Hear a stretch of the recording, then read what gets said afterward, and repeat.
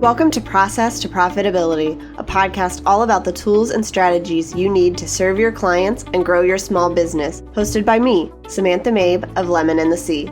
Join me as I chat with creative entrepreneurs and small business owners about how they built and grew their businesses and how you can do the same in a way that fits you. Let's get started. You're listening to episode 115 of Process to Profitability. Today, I'm talking about how I'm not doing it all. Being a mom and a business owner isn't easy. Right now, we've chosen to keep our baby at home, which means that I'm constantly bouncing back and forth between work and motherhood. It hasn't been easy. I've struggled with accepting that I can't do it all. Today, I'm sharing how I've come to almost be okay with the fact that things aren't going to look the way I hope they will, and how I'm setting my priorities for both my business and my family. I'm also going to give you a glimpse into what my schedule looks like in this season of life and how asking for help has made running a business while raising a 6-month-old so much easier. So to get started, I want to talk about a topic that is a struggle for me, and that's letting go of things. So I have always been a type A person. I like to do everything. I want my hands on all the things. I'm not great at delegating. And so when I first had our son and I had to let go and not do everything every day, it was really hard. I felt like I was falling behind and failing as a business owner because I wasn't able to put in as much time and effort as I used to be able to. I could no longer sit at my computer for 30 or 40 hours a week and work. Instead, I was limited to nap times and before beds and early mornings, and that's a lot harder to get things done. And because of my personality, the anxiety that I have, the type A personality, I wanted to be able to do all of those things and have it look just like it did before. But I've slowly come to realize that it's not going to happen that way. We have got a 6-month-old baby at home with us, and we are not putting him in daycare or having someone watch him right now. So that's my responsibility at the same time that my business is. One of the most important conversations my husband and I had since becoming parents took place on our porch a couple of months after he was born.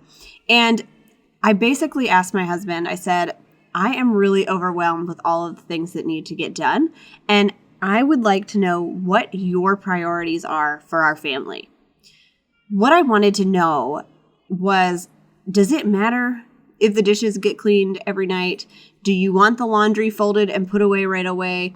What of those kind of chores in our home are most important to you? And then what do priorities look like between work and life and raising our son? My husband coaches volleyball in the fall, and so one of his priorities was that I be able to make time to come to games occasionally. And that meant setting other things like dishes and homemade dinners aside sometimes. But because we had that conversation, we were able to be open and have communication about what it was that was going to be most important for our family. We weren't going based off of what everybody else was doing or what looked good from the outside. And what I learned, I should have known this already, was that those chores, that keeping the house spotless, are not his priority. Those are not the things that he thinks are most important. And so while I really like to have a sink that is empty of dishes when I go to bed at night, sometimes it doesn't happen.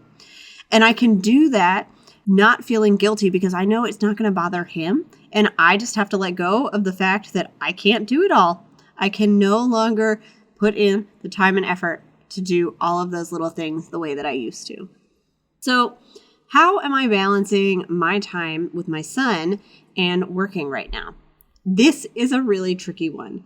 So the biggest thing that I have learned is that things do not go according to plan. You might hear him crying in the background as I'm recording this in the evening because I needed to get it done. And that's okay. Sometimes that happens when you're a mom. Usually I get my best work done during nap times, and I'm really thankful to Little Z Sleep. I follow her on Instagram. I've taken her newborn and her 4 to 5 month courses for helping me get him to take fairly good naps and to go to bed really well in the evenings, except tonight, of course. It has been a huge blessing to know that even though sleep is not always perfect, I can reliably know that he's going to go to bed when I put him to bed. And we are going to get nap times in most days. Now, there are seasons where he does not nap very well. We're in one of those right now because he is sick, he's on medicine, and it just doesn't make him feel very good. So a lot of our naps are in a stroller or in the car, and that means very few work hours. But when I can have the consistency of naps, that means I've got a couple of dedicated hours that I can get work done, and I don't have to worry about feeling like he is not getting paid attention to and that I'm not pouring into him. The other thing that I've learned is our son is pretty independent, and this might not be true of all babies, but he is way ahead in all of the physical things he's supposed to be doing. So he wants to be on his own, playing on the floor. And while that means less baby snuggles for me, it also means that I can put him in his playpen next to me and actually get work done. But I'm also very intentional about setting aside time to get on the floor and play with him, engage with him. We go to story time at our local library every week, and while I'm not sure he's into it yet, it's a good time for me to just say, I've got a half an hour with him where I don't have anything else to do. Or we do sensory activities on our kitchen floor. We are very blessed to have tile, and so I will set out a cookie sheet with water and toys, and he will just go to town in that. And it's a lot of fun for me to get to watch him, and it's good for him to know that I'm right there. Every evening right now after dinner, we go in his nursery and we hang out on the floor. He can play with toys or he can crawl all over me, whatever it is that he wants to do. But I've got that dedicated time to spend with him. So when I'm not spending time with him, I don't have to feel guilty because I've been really intentional with the time that I do have. My next tip for any parent out there, and I am still working on this one, is to ask for help. When I am trying to record a podcast, especially with a guest, or I've got a lot of work to do, or I'm just feeling overwhelmed and stressed, I have friends that I can call and let them watch our son for 2 or 3 hours at a time. It doesn't take up my whole day. It doesn't take up their whole day, but it gives me a little bit of a break to concentrate on the things that need to get done with focused attention. So when I'm doing a podcast interview with a guest, I don't need to be getting up and getting him down for a nap or running around the house or telling him not to chew on the cable that somehow slipped into his playpen. All I have to do is focus on them. And I've got so many friends who have been willing to watch him that it's not really a drain on my resources, which is a huge blessing for me. I also have 2 people that I hire out work to. So I have a social media manager, Katie Doherty. She is amazing. She schedules out all of my posts for Facebook and Twitter, and she does the podcast posts on Instagram. And she keeps me accountable for the Instagram posts I'm supposed to be doing so that we can work together and make sure all of that is going out the way that it should. And it's something off my plate. I don't even have to think about it. The other person I work with is Rachel Jameson, and she is my podcast editor. So every time I have a podcast ready to go, I just upload it all to a Google Drive folder. She checks it out. She does the editing. She schedules it to release. She lets me know that it's there, and then I can do any last minute things that I need to do as far as emailing guests. It makes it much easier because when I first started, I would spend hours editing podcasts, and now I really don't have the time to do that. So this is a much better option for us there. If you are looking for either of those type of people, make sure you check them out. I've linked to their websites in the show notes. They are amazing and have been a huge blessing in this season of my life. When was the last time you checked to make sure your website was healthy? The only way to know if your website is serving your business and working correctly is to make maintenance a regular part of your to-do list. I've created a maintenance guide at lemonandthesea.com/maintenance that will help you get a picture of how your website is performing, what's working and what isn't, and the things you can work on improving so that you can continue to show off your expertise and bring in more dream clients. Inside, you'll learn why website maintenance isn't something to put off until next week, 15 tasks you should be doing on a regular basis to maintain your website, and the tasks you need to do weekly, monthly, quarterly, and yearly. Get the guide at lemonandthesea.com/maintenance. So what does my schedule look like? It's always changing. I thought that we were going to be able to get into a rhythm, and I've learned that that is not the case when you have little kids. Something is always throwing it off, or something always comes up.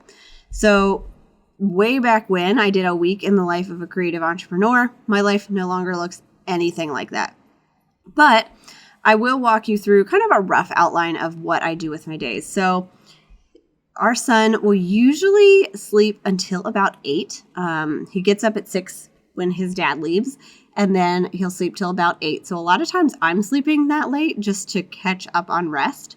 Then we get up, we walk the dog for a while, we get ready for the day, I eat breakfast and read my Bible.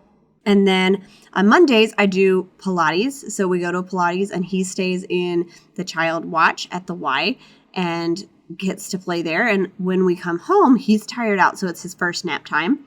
And I can use that time to get some work done before lunch. Once he wakes up from his nap, we do lunch. So he's started solids recently and we're doing his lunch, my lunch. And then in the afternoon, usually I can get a little bit more work in, or I play with him depending on how it's going before his second nap. Sometimes that second one is in his crib and I can sit down at my computer. Sometimes it's on a walk. Lately, we've been walking a lot. But we always wrap up about 4 o'clock. That's usually the time he's just done with letting mom get any work. And I'm okay with that. So that's basically how we schedule our Mondays. On Tuesdays, we do story time at the library instead of Pilates. It's shorter, and that makes it a little bit easier for nap times. He'll usually do 2 good naps on Tuesdays.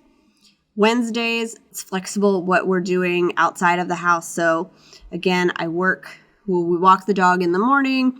We'll get some work done. He'll do a nap. I usually try to work during his naps, but sometimes I sleep too because I need to catch up on sleep. And then in the evenings, after we're done with work, then I will make dinner. We'll eat together as a family. We'll play after dinner before his bedtime. And he's usually in bed by 7 or 7:30. One thing I've learned is that he really likes to be close. And so if you listened to the podcast episode last week, we talked with Sky and Mallory of Hope and Plum. And I have one of their ring slings and a couple other baby carriers. So I wear him a lot when I am just prepping stuff for dinner or when we're walking the dog. And that makes a big difference in our lives. It makes him happier. It makes my anxiety lessen. And it makes things a lot more convenient because I am holding him, but I've still got my hands free. Thursdays, we do Bible study. So he goes into the nursery at church and it's for 2 hours. It throws off our whole day, which means Thursdays, I am not getting a lot of work done. And when he was really little, I tried to get that done. And now I've just accepted that Thursdays, if I don't get to anything more than like answering a couple of emails, it's going to be okay. Fridays, I do my banking still. So that is my number one priority on Fridays. Some days, that's all we get to. Other days, I can get more work done. So it's all in 1 or 2 hour bursts that I'm sitting down to work on the business. And hopefully that'll change over time as he can be a little bit more independent in his play. And we've got a really good nap rhythm down. But right now, that's what it looks like. And what I am constantly amazed by is I am still getting the same amount of client work done as I used to be when I sat at my computer for 30 or 40 hours a week. And that's because I've delegated some of the stuff I don't need to do. And I've really pared down on the other stuff that doesn't need to get done. You know, we're not doing a lot of extras right now. And that's okay because I'm still serving my clients. I'm still bringing in money and the business is still growing. So the other thing that we're doing, and I mentioned our Bible study, we're doing the TechWise family there. And so we as a family are making some decisions about how we're approaching technology. It's always an interesting discussion when your job is designing websites, which means you're literally on a computer in front of a screen all day. But we have decided that it's really important to us that Daniel not be in front of a screen all of the time. And so during the day when I'm playing with him, I really try to keep the TV off, to not have my phone out all the time. I am not great at this. We are still learning and evolving, but we have just noticed in his behavior that if a screen is on, he's going to be watching it. And he's a very active little guy. He wants to crawl around all the time. And so seeing him just lay there and stare at something doesn't feel right to me. There are still times where he wants to nurse and I'm going to sit and watch a TV show because I could be holding him for an hour, and that's totally fine. And there have been times when we're in the car and he just will not stop crying and we've turned on an aquarium video on YouTube. It happens, but we are trying to be intentional with what it is that he's exposed to and how we're just engaging with him instead of putting him in front of a screen. We really want to see him one-on-one, get to know his personality, let him get all of those wiggles out. So I've mentioned a couple of resources that I've really liked. Little Z Sleep has been great. I also really like Can Do Kiddo. She has a blog and an Instagram page where she's talking about activities for your little kids, and that's been really fun. It's got some good suggestions as far as age-appropriate play that they can do. That's where I got my water activity and some of the other stuff that we do. And it's just really helpful to have those resources so that when I am at a loss, I've got an expert to go to just ask a question or look something up, so that when I've got time and I want to intentionally play with our son, then I can look up an activity that would be good for him developmentally, that's easy to do with the stuff we have around the house, and I can pull all of that together really quickly because I'm not having to come up with the ideas, which I do not have the brain space to do right now. The other thing that I'm really loving is the Hope and Plum Facebook community. So we talked all about that in the episode last week, so make sure you check that out. But their community is really supportive, not just around ring slings and baby wearing, but all kinds of things, suggesting toys and activities and all kinds of stuff that really help when you're a mom and you are just trying to figure this out and survive. So I hope you will continue to forgive my poor son crying in the background. I want to wrap up today by giving you 3 action steps that you can take if you are ready to stop doing it all. Number 1 is make a list of the most important business and personal tasks that you need to take care of. You should talk this over with your spouse and your family and really figure out what are the top priorities and what are the things that can wait or maybe that you can delegate. Number 2 is find some friends or family members who can watch your kids for a few hours here and there when you need some concentrated work time or you need an uninterrupted shower. Not judging, do either one of those things, take a nap, but find some people who you trust and who are willing to help you on this parenthood journey. And number 3 is set aside some time to do something that fuels you. I know that is easier said than done. I haven't been great at it all the time, but I can tell you that when I take some time to do something that I really love to do, recently I made our Halloween costume and I got to craft. It might be just small home improvement projects. That really lights me up and it fuels me and it makes it so much easier to then go back the next day and parent because I have gotten to do something that makes my heart happy. So I would really suggest those things to you and just think about them. It's not going to happen all the time, but make it a priority in your life if you can to do some of those things, to take a little bit of time to really do things that make you feel like you again. So that's really what I wanted to share today. I just wanted to give you guys partly an update on how things are going and partly talk about how we can so easily fall into this myth of having to do it all and having to do everything we've always done. And when you become a new parent or you get to a different stage of life or you're working 2 jobs, that's not always going to happen. And so that's okay. And what you need to do is figure out what it looks like for you to be a business owner and a wife and a mom and a caretaker and whatever else it is that you are in your life. If you liked this episode, I would really appreciate it if you would leave a rating and review on iTunes. I think it's Apple Podcasts now. And let people know about the show. It helps other people find us and it helps me bring on guests to talk about all of these topics that are really helpful for us as we grow our businesses and focus on serving our clients well. Thanks for listening to Process to Profitability. Please take a minute to leave an honest review in iTunes so that I can help more small business owners and creative entrepreneurs find the show.